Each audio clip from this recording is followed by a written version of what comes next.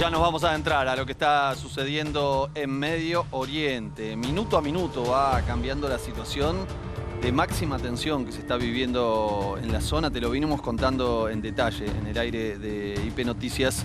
Y nosotros vamos a viajar ahora a Israel para tomar contacto con Mariano Zaragosti. Él es argentino, está evacuado en este momento en Israel. Mariano vivía a 14 kilómetros de la Franja de Gaza, pero ahora lógicamente tuvo que ser evacuado. ¿Cómo te va, Mariano? Buenas noches, aquí te saluda Martín Bustamante desde Buenos Aires. ¿Qué tal, Martín? Buenas noches a todos. Bueno, muchas gracias por atendernos, Mariano. La verdad que me imagino la situación que estás atravesando, la preocupación, estar evacuado, lejos de tu casa. Contanos un poco exactamente dónde vivías. Bueno, yo vivía en un kibutz que se llama Urim, queda a 14 kilómetros de la Franja de Gaza, y formo parte de la lista de esos 22 kibutzim a los cuales estos terroristas querían entrar a hacer lo que ya han hecho, lamentablemente. Para los que no saben, ¿podrías contarnos brevemente qué es un kibutz? Bueno, un kibutz es como un country privado, por llamarlo de alguna manera, obviamente sin el lujo que tienen en los countries privados de Argentina, donde se vive en sociedad, en comunidad, se participan de actividades, de festividades, los chicos van a la misma escuela, parte de nuestros aportes van a algo, lo que sería algo colectivo para la vida día a día de esta sociedad. ¿Y a qué te dedicabas allí vos? Bueno, yo soy profesor de educación física, entrenador de vóley, y soy lo que sería un coach en una de las clases en el secundario. Acá en Israel se usa que en el secundario, en todos los años, perdón, hay un profesor o un maestro que acompaña un grado por los próximos 3 años, digamos así, acompañándolos entre 6 y 8 horas semanales, dándoles apoyo estudiantil, educación cívica, festividades nacionales, y bueno, eso es lo que hago también, aparte de lo que he dicho. ¿Qué estabas haciendo aquella mañana del sábado 7 de octubre? Estaba durmiendo, como la mayoría del país. Esto empezó cerca de las 6 de la mañana. Les cuento a las personas que el sábado es como si fuera un domingo en cualquier parte del mundo. En Israel el domingo empieza la semana laboral, o sea que primero que es sábado, día de descanso, y segundo era el último día de la festividad judía de Sukkot. Sí. Era el último día que se celebraba esa festividad judía, o sea, era como un doble domingo, que empezaron todos esos ataques a las 6 de la mañana, más o menos 6:15. Vos estabas durmiendo, te despertaste por las sirenas. ¿Cómo fue que te enteraste del ataque? Exactamente, empezamos a escuchar sirenas en diferentes partes de la zona nuestra. Luego llegó a mi zona específicamente. Salimos de las camas, fuimos a la parte más estable de mi casa. En mi casa no hay refugio. El refugio más cerca queda a unos 70 metros de mi casa, y por vivir a la proximidad de la Franja de Gaza tengo más o menos entre 20 y 30 segundos para llegar a dicho refugio, o sea, no llegamos.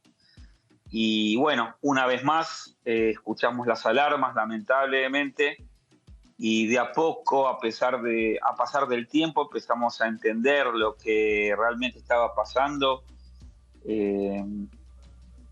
porque al principio fue como que fue una cantidad muy, muy importante de misiles lanzados a todo Israel, como hacía mucho tiempo que no habían.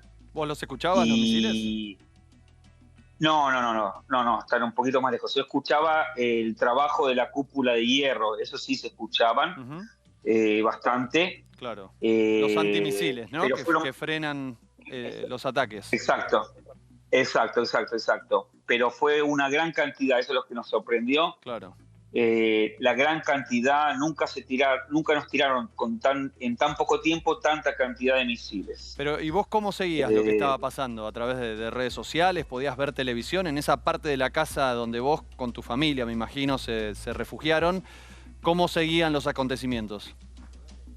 bueno, primero tenemos que quedarnos mínimo un par de minutos más para estar más tranquilos. Eh, pero esto continuó. Y ahí empezamos a escuchar la radio, a prender la televisión Ujú. y empezaron a comentar de que parecía ser que habían entrado terroristas a tierra israelí, cosa que no pasó hace muchos, muchos años. O sea, sí estamos, lamentablemente, digo, ¿no? Acostumbrados a de que desde la franja de Gaza se lanzan cohetes a la población civil. Estamos hablando más o menos cerca del 2005, cuando Israel dejó la franja de Gaza completamente. O sea, mucha gente no sabe eso, sigue diciendo que Gaza está tomada por los israelíes y yo les trato de explicar que desde 2005 no hay un israelí viviendo ahí. Ujú. Eh, Eso fue pasado, fue con acuerdos con la Autoridad Nacional Palestina, tanto en Cisjordania, cerca de Jerusalén, como en Gaza, al sur de Israel, que son los dos lugares con la mayor población palestina, donde teóricamente se quiere crear un Estado palestino. Y desde el 2005 que no hay año que no se tire misiles para la franja, para Para el el Estado sur. de Israel. Estamos hablando de para el sur de Israel y ya llegaron a Tel Aviv, llegaron a Jerusalén, ya están llegando a todos lados, lamentablemente. Mariano, Y así empezó. Sí, ¿cuánto hace que vivís allí, en ese kibutz? en este kibutz yo estoy ya hace 12 años. 12 años. Bueno, vos mismo lo estabas contando, ¿no? Es una zona de conflicto, una zona de riesgo. ¿Qué te llevó a decidir vivir en este lugar tan conflictivo? Eh, Primeramente es que generalmente no fue tan conflictivo como lo es ahora. Hasta ahora o hasta estas últimas 2 semanas siempre se fueron lanzados misiles, pero en una cantidad en la cual uno se sentía amenazado de por vida en los últimos años, cuando yo ya estaba viviendo ahí teóricamente. Entonces es como que ya estamos viviendo ahí en un lugar eh, abierto, natural, fuera de las ciudades o de las grandes ciudades, para tratar de vivir al aire libre, lugares abiertos y demás. Eh, yo no sé si hay alguna otra explicación. Yo ¿El creo gobierno que les ofrecía cada, ciertos beneficios por poblar estos territorios?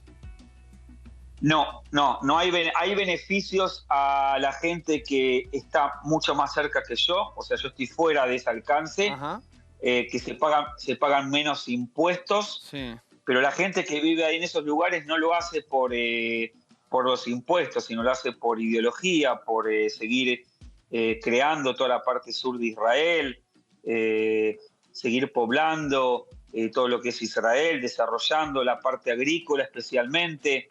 Uno se tiene que alejar de las ciudades para hacer agrícola o trabajar la agricultura, y lo que fue empezando a ser cada vez más atractivo en este tipo de lugares es justamente eso, el poder vivir en un lugar abierto, campos, sin muchos automóviles y polución, una vida un poquito más sana. Eso es lo que estábamos buscando más que nada. Claro. ¿Alguna vez estuviste en la Franja de Gaza? No. Un israelí tiene prohibido ir a la franja de Gaza. O Ujú. sea, está prohibido. Está totalmente cerrada. Sí hay palestinos que pueden entrar a Israel con permisos de trabajos. Entran día a día. Sí. Ahora no, obviamente. Pero sí, muchos trabajadores han entrado a Israel. Es más, ya se sabe que hay gente que ha ayudado a diseñar planos de rutas y de lugares para ayudar a este grupo Hamas a hacer lo que hizo. Y Mm. yo quiero hacer una pequeña división para que la gente no me malinterprete. Hay que diferenciar, esto es muy importante que lo diga, Una cosa es el grupo Hamás, que es un grupo terrorista, para mí y para muchas naciones del mundo, no para todo el mundo. Y otra cosa es el pueblo palestino que está viviendo en la Franja de Gaza, ¿ok? Son dos cosas totalmente diferentes, creo yo. Por más que Hamás represente al pueblo palestino, el pueblo palestino tal vez no debería ser condenado por las acciones del Hamás. ¿Cuál es el problema? Que el Hamás usa al pueblo palestino como escudo. ¿Y entonces? Quiero que quede claro. Mi enojo ¿qué se debería no hacer es frente a esa situación? Y yo creo que el pueblo palestino debería decir basta. Yo creo que el pueblo palestino debería decir, escuchame, cada vez que vos haces un quilombo, perdón por la palabra, sí. O la recibo yo, porque tú puedes estar a favor de la lucha palestina y podemos discutir desde hoy hasta mañana sobre los derechos de los palestinos que no tienen y que deberían tener. Sí. En algunas cosas vamos a coincidir, en otras no. Somos seres humanos, cada uno con su postura. Pero no podés aprobar el terrorismo. Yo creo que hay que dividir eso, pero por favor dividan eso. O sea, salir con una bandera palestina y decir quiero matar a todo judío o a todo israelí, me parece que está mal. No condenar la matanza de bebés, ancianos, mujeres, creo que está mal. O sea, discutamos de los derechos de los palestinos y del pueblo palestino y lo que le falta a este pueblo dividido en dos regiones que no tienen contacto entre sí. Claro. ¿Cómo se puede hacer para que la lucha palestina sea realmente fuerte y obtengan lo que quieran? Pero no podés no condenar actos de terrorismo y de salvajismo. Claro. Estamos hablando, escúchame, estamos hablando de 1.300 civiles asesinados, 40 chicos, ¿okay? Mujeres, ancianos, argentinos. Acaban de pasar una noticia de un argentino y me gustaría renombrar dos argentinos que yo conozco. Sí. Estamos hablando de dos adultos, Carla y Luis, que estaban viviendo en uno de los kibutzim más cerca de la Franja de Gaza, que todavía están secuestrados. O sea, ¿en qué ayuda eso? ¿Qué se sabe de ellos, Mariano?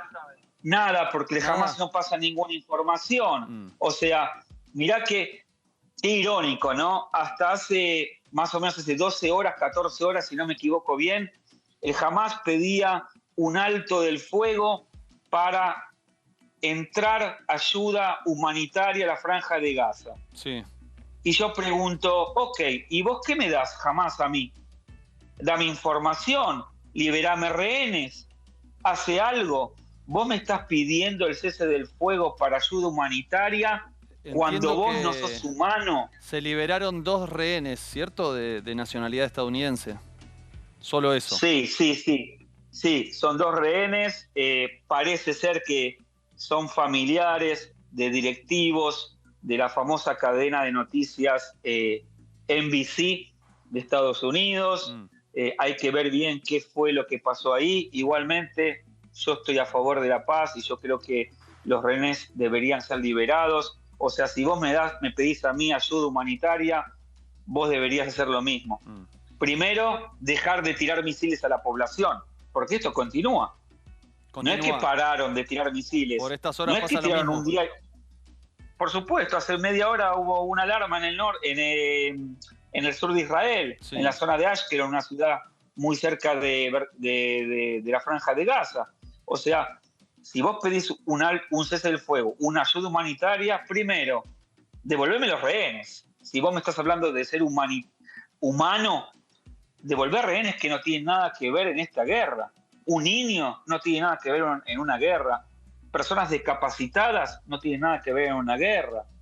Ojo, por eso digo, una cosa es Hamás y otra cosa es el pueblo palestino. Está bien, vamos a discutir hasta mañana. Vos estás a favor de la lucha palestina. Ok. ¿Y qué tiene que ver esto? ¿Qué tiene que ver el Hamás? O sea, déjame ser un poco, a ver si te puedo molestar un poco con mi pregunta, aunque sea irrespetuosa, ¿no? Y un poco fea, tal vez. Si vos luchás o querés luchar por la liberación del pueblo palestino, ¿en qué te ayuda estos 1.300 muertos si sabés que Israel va a tener que defenderse? Y las fotos que ustedes están mostrando por ahora es toda solamente la franja de Gaza, ¿no? Estás mandando al pueblo palestino, hablando de infraestructura, ¿no? Sí. Varios años atrás, me parece, ¿no? Mariano, o sea, es una guerra fea. Sí, entiendo el punto al que vas.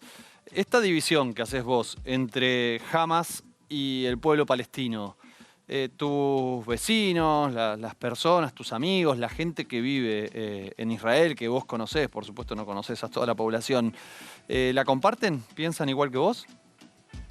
Sí, yo creo que la mayoría sí, pero hay una gran diferencia. O sea, creo que la mayoría sí declara al Hamas como un grupo terrorista. Es más, estamos a favor de ese eslogan que usan los americanos de Free Gaza from Hamas. O sea, liberemos Gaza de Hamas. O sea, la idea no es matar a todos los palestinos, arruinar toda la franja de Gaza, liquidar. No, Israel quiere limpiar el grupo Hamas para darle a este pueblo palestino lo que se merece. Otra cosa más, si Israel salió desde 2005, desde el 2005, son muchos años, y esa franja de Gaza recibe millones de dólares mes por mes. ¿Por qué no tiene agua propia? ¿Por qué no tiene electricidad propia? ¿Por qué no tiene gas? ¿Por qué no tiene infraestructura? Justamente hoy escuché un vocero de la NBC que hablaba de que se acabaron todos los suministros. ¿Y cómo puede ser que siguen tirando bombas? O sea, te quedaste sin suministros, no tenés más comida, no tenés más detergente, no tenés más gas en los hospitales, pero para armas sí tenés todavía. Y encima de todo salen a decir que por ahora tiraron solamente el 20% de los misiles que tienen. O sea, tienen un 80% más de misiles. O sea, toda la plata que se recibió hasta ahora, ¿en qué se invirtió? Sería bueno poder conversar con autoridades palestinas. Lamentablemente es muy difícil la comunicación con la Franja de Gaza, incluso con Cisjordania, pero son preguntas muy válidas. Me parece que sería muy interesante poder conversarlo con ellos. ¿Qué pensás vos del hecho de que Hamas, como grupo más allá de sus actividades militares o armamentísticas, fue elegido por la población de la Franja de Gaza? ¿Qué opinión te merece esa decisión? ¿O por qué pensás que sucede, mejor dicho? Si vamos a hablar puntualmente, el Hamas tomó a la fuerza la Franja de Gaza. O sea, te explico. El pueblo palestino está dividido en dos zonas. La parte de Cisjordania, que hasta la Guerra de los 6 días estaba bajo mandato de lo que es Jordania hoy en día, y la Franja de Gaza estaba dominada por Egipto. O sea, esos palestinos vivían en Egipto. Cuando termina la Guerra de los 6 días, 67, pero no equivocarme, Israel gana esos territorios, los quiere devolver por tratados de paz con Jordania y con Egipto. Ambos países dicen, no, ahora se te cargo vos de eso. ¿Y qué hago con todos estos palestinos? Encima de todo están divididos en dos zonas. Sí. Y ahí se crea, por medio de Arafat, seguramente ustedes se acuerdan, saben más que yo de eso, la Autoridad Nacional Palestina. Exacto. Sí, ustedes saben más que yo. Que la conduce Fatah, ¿no? Que no es Hamas, es el otro grupo político. Pero todo parece indicar que incluso hacia el interior de Cisjordania, no solo en la Franja de Gaza, sino también en Cisjordania, va ganando posiciones Hamas, va generando mayor adhesión. Sí. Y desde aquí, contame vos, pero veo que también dentro de Israel van también ganando posiciones grupos como más duros, si se quiere, o más... ¿cómo llamarlo? Más conservadores, ¿sí? Y eso me imagino que hace aún más difícil llegar a una solución de paz. Concuerdo 100% con vos. Yo creo que en el mundo, no solamente acá en Israel, la violencia y el extremismo está creciendo cada vez más, lamentablemente. O sea, el diálogo se está dejando cada vez más de lado y se está usando más la fuerza, que es lo que ninguno de nosotros queremos. ¿Y cómo se Ni ustedes manifiesta ni eso en nosotros. Israel? Y ese es el problema, de que cada vez que se está tratando de llegar a un acuerdo, Sí. el Hamas sale nuevamente hablando abiertamente, y si tú escuchas gente que apoya al Hamas en diferentes partes del mundo, proclaman la liquidación del Estado de Israel. O sea, si agarramos un mapa de geografía de los chicos que estudian geografía en Gaza, Israel no figura, figura Palestina. O sea, desde chicos se está incultivando el odio.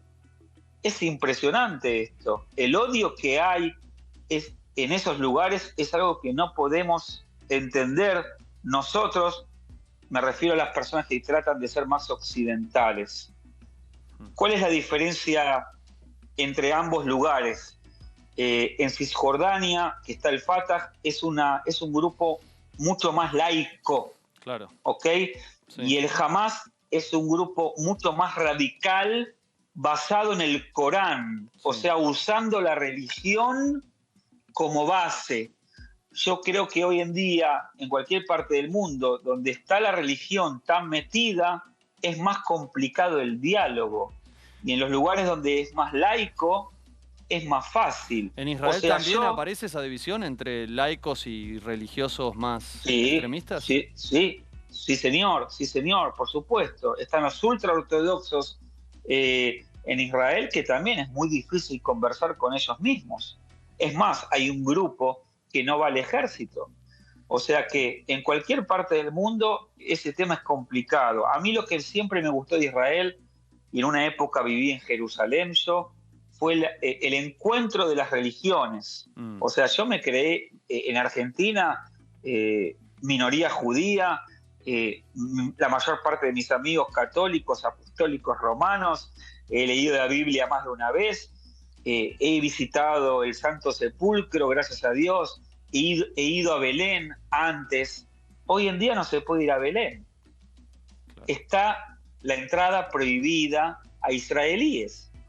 O sea, cada vez que viene un amigo mío de Argentina, ¿no?, que no es judío, o que sí, y obviamente Belén es el nacimiento de Jesús, un evento histórico. Sí. ¿Cómo no lo vas a llevar a pasear? Ah, no, lo llevo hasta la puerta, el tipo muestra el pasaporte y yo me quedo tomando un café afuera. ¿Por qué las religiones no pueden compartir? Sí, totalmente. Eso también... Mariano, la verdad que es súper interesante esta conversación, te agradezco un montón, sé que es tarde allí y bueno, vos tenés la gentileza de conversar con nosotros, de contarnos lo que estás viviendo, que es muy duro. Quienes estamos aquí en un estudio, tranquilos, en una zona de paz, tenemos que tener una cierta empatía para ponernos en tu lugar y bueno, sentir aunque sea algo de lo que estás viviendo en este momento, que es, bueno, me imagino que muy doloroso y muy delicado. Así que te agradezco muchísimo, te mando un gran abrazo y sobre todas las cosas espero que vuelva la paz, ¿sí? Y que puedas volver al lugar que vos elegiste para vivir y puedas estar allí con tu familia y con tus seres queridos. Muchas gracias por el espacio y nuevamente a todo el mundo le digo lo mismo. Apoyen lo que quieran apoyar, la causa que quieran apoyar, pero tenemos que estar siempre en contra del terrorismo, siempre. Buenas noches a todos. Buenas noches, Mariano, gracias.